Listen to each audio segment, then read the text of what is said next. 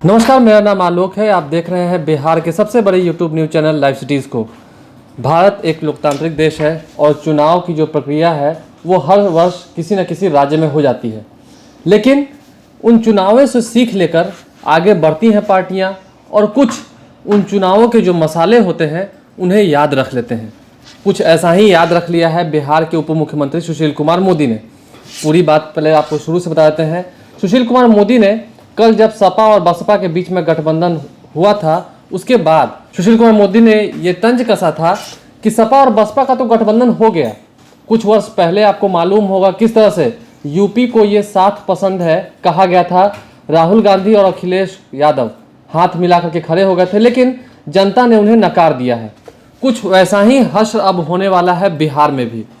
बिहार में भी कांग्रेस अब महागठबंधन की एक घटक दल है, लेकिन जिस तरह से मायावती और अखिलेश यादव ने कांग्रेस को भुला दिया है, सिर्फ 2 सीटें उनके लिए छोड़ दी हैं, ये कहीं ना कहीं विपक्ष को एक खल जाएगा, या कह सकें जो सत्ता में बैठे हुए लोग हैं उनको एक मजबूती मिल जाएगी इस पॉइंट से।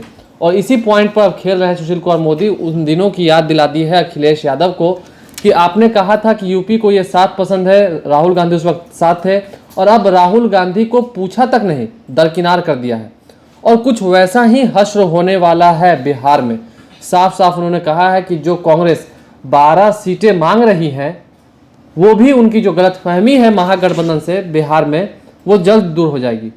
अब इस पर ही तंज कसा है, क्योंकि पलटवार हुआ है सुशील कुमार मोदी की तरफ से, तो उसके बाद फिर एक तंज कसा गया है।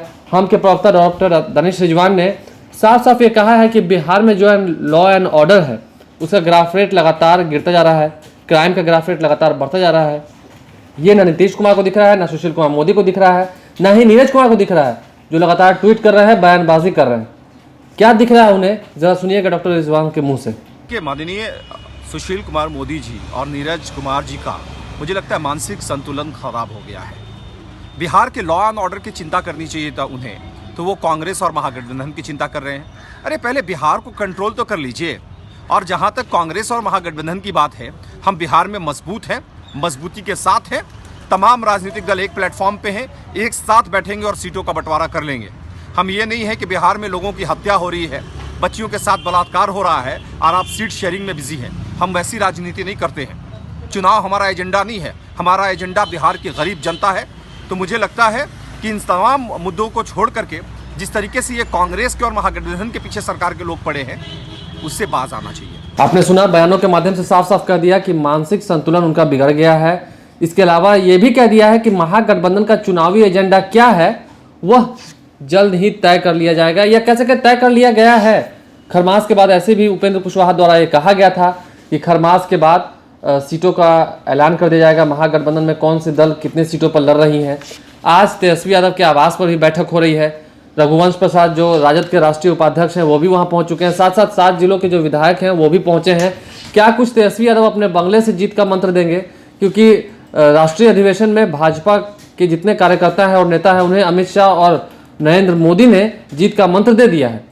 अब इस बयानबाजी के बाद क्या सुशील कुमार मोदी जागेंगे, या जो कांग्रेस सोई हुई है जिन्हें सुशील कुमार मोदी ने जगाने की कोशिश की थी, क्या वो जागेगी?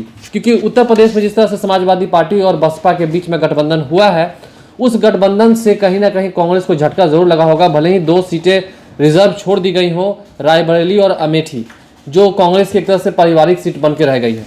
अब क्या 12 सीटों से भी कम मिलेगी कांग्रेस को बिहार में महागठबंधन के अंदर? लेकिन डॉक्टर दानिश रिजवान के सवाल का क्या जवाब देंगे नीरज कुमार, क्योंकि उनके मानसिकता पर सवाल उठा दिया गया है। क्या उनका मानसिक संतुलन बिगड़ा हुआ है? बिहार में जो लॉ एंड ऑर्डर है उस पर भी ध्यान नहीं दिया जा रहा है। आने वाले दिनों में क्या लॉ एंड ऑर्डर की स्थिति जो है वो बिहार में सुधरेगी, या कांग्रेस की स्थिति सुधरेगी? दोनों में से जिसकी भी स्थिति सुधरे, लाइव सिटी सबसे पहले आपको रूबरू कराएगा।